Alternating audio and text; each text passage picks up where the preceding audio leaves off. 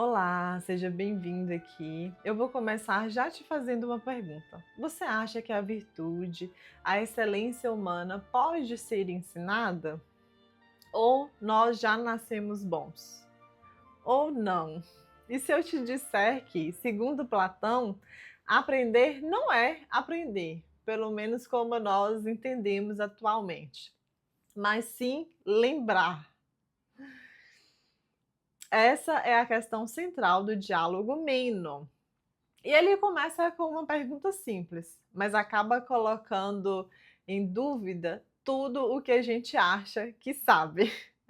Mas antes de começar no diálogo propriamente dito, eu queria fazer um esclarecimento sobre o objetivo desse canal. O nosso projeto atualmente é estudar toda a obra platônica. E nós chegamos agora em um ponto que nós já vimos os diálogos que são considerados como de autoria certa de Platão. Existem muitos estudiosos da obra platônica. E esses estudiosos eles chegaram a um acordo de que 10 dos diálogos de Platão, na verdade, são 9, porque um deles é um monólogo, que é a Apologia de Sócrates. Então, eles concordam que 10 dessas obras são de autoria certa de Platão. E nós já vimos aqui 8 dessas obras, faltam apenas 2, que são o Timeu e as Leis, que eu deixei propositalmente por último, porque elas são mais complexas. Então agora a gente vai começar os diálogos que são considerados como de autoria duvidosa ou apócrifos. Esses são 16 diálogos e depois a gente vai ver os que não são considerados como de autoria de Platão, mas sim dos seus discípulos. Então hoje a gente vai ver o Meno e eu vou começar por ele, porque o último diálogo que a gente viu foi o Protágoras, e o Meno é como se fosse uma continuação do Protágoras, porque eles tratam de temas muito semelhantes. Então, essa ordem também, né, que eu estabeleci de ver primeiro os que são de autoria certa de Platão e agora os que são de autoria duvidosa, ela também foi intencional, porque eu queria conhecer o pensamento autêntico de Platão primeiro, para depois, a partir disso, saber diferenciar nas demais obras o que seria ideia coerente com o pensamento de Platão e o que não seria, separar o joio do trigo. Então, por isso, a gente vai começar agora essas 16 obras, mas sempre estudando elas comparativamente em relação às outras. E aqui nós temos uma tela na qual eu faço o acompanhamento da evolução desse projeto. Estão marcados aí em amarelo os diálogos que nós já vimos, os diálogos para os quais tem vídeo aqui nesse canal. E essa daí é a classificação de Trásilo de Alexandria. Ele dividiu o corpus platônico, o corpo da obra de Platão, em 9 tetralogias. Mas agora a gente vai começar o diálogo. O Meno, que apesar de ser um diálogo de autoria duvidosa, ele é muito importante, é um diálogo muito famoso, um diálogo muito citado. E aqui o personagem principal do Platão, que é sempre o Sócrates, menos nas leis, porque lá o Sócrates não aparece. Aqui o Sócrates conversa com o Meno. E o Meno era um jovem de uma família rica da Tessália.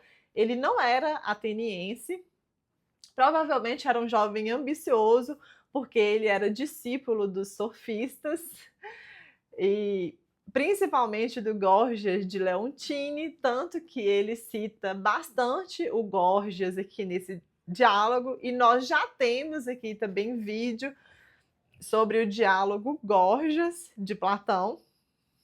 E aí, quem faz aquela pergunta inicial, se a virtude pode ser ensinada, é o próprio Meno. O Meno pergunta isso para o Sócrates. E aí o Sócrates fala assim com ele: Meno, eu não sei nem o que é a virtude, como que eu vou saber se a virtude pode ser ensinada?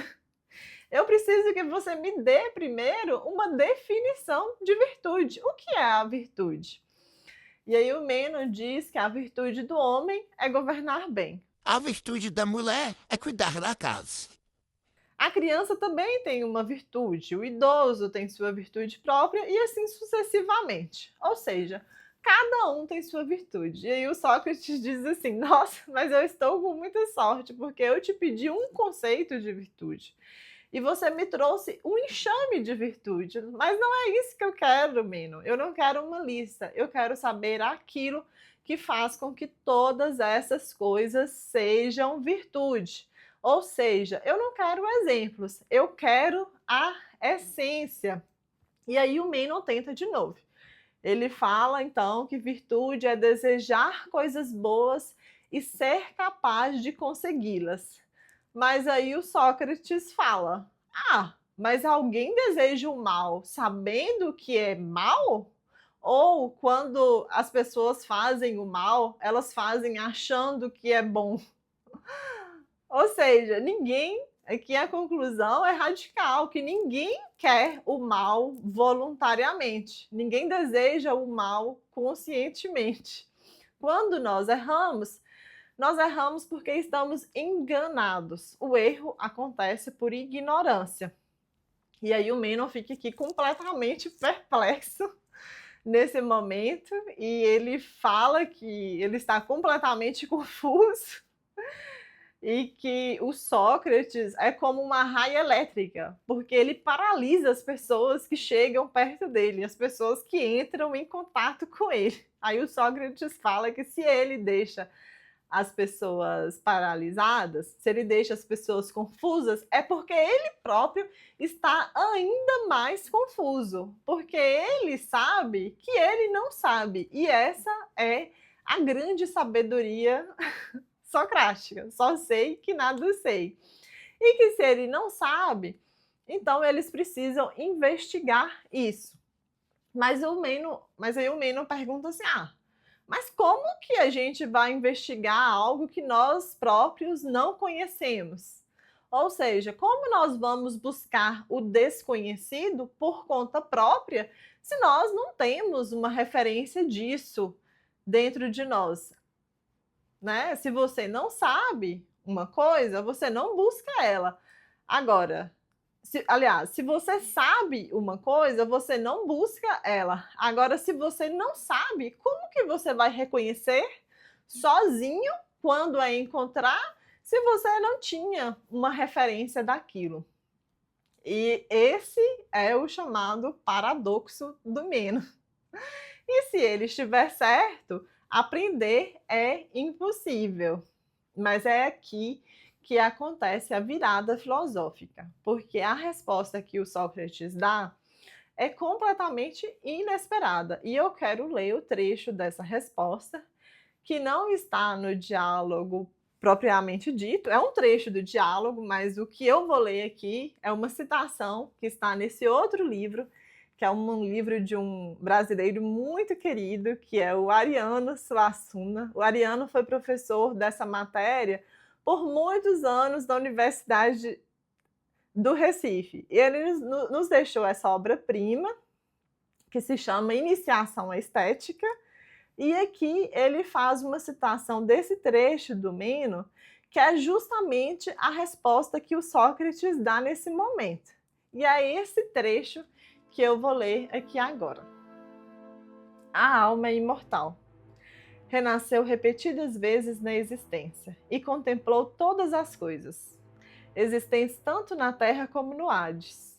E por isso não existe nada que ela não conheça. Não é de espantar que ela seja capaz de evocar à memória a lembrança de objetos que viu anteriormente e que se relacionam tanto com a virtude quanto com as outras coisas existentes. Toda a natureza, com efeito, é uma só, é um todo orgânico, e o espírito já viu todas as coisas. Logo, nada impede que, ao nos lembrarmos de uma coisa, o que nós, homens, chamamos de saber, todas as outras coisas acorram imediata e maquinalmente à nossa consciência. A nós compete unicamente o esforço, a procura sem descanso. Então, a resposta do Sócrates é que a alma já sabe tudo. Então, aprender não é adquirir conhecimento novo, mas lembrar do que nós já sabemos. Então, aprender é lembrar. Aprender é reminiscência. E para comprovar isso, ele faz um experimento ali ao vivo. Ele chama um jovenzinho que era escravo do Meno. Naquela época existia a escravidão, tanto que um dos maiores filósofos estoicos era escravo, que é o Epiteto. E aí ele chama esse adolescente que não tinha estudo formal, né, porque ele era escravo, e ele, sem ensinar, ele começa a fazer perguntas para esse garoto sobre geometria. Ele começa a desenhar quadrados no chão e ele vai fazendo perguntas para o rapazinho e o garoto começa a dar respostas sem ser ensinado. Ele começa a chegar às respostas sozinho. E aí, né, ele erra, ele próprio se corrige e ele vai avançando, como se ele estivesse lembrando. E a conclusão do Sócrates é que o conhecimento, ele já está dentro de nós. O que nós precisamos fazer é resgatá-lo, é lembrar dele. Mas e aí? Isso então resolve aquele problema inicial? Se aprender é lembrar, então a virtude pode ser ensinada ou ela é algo completamente diferente? É exatamente isso que o diálogo vai tentar responder e que nós exploraremos na próxima parte, porque o que vem depois é ainda mais surpreendente. Eu espero você para a gente continuar investigando esse assunto com o Sócrates e com o Platão. Eu agradeço pela companhia, um abraço e até mais.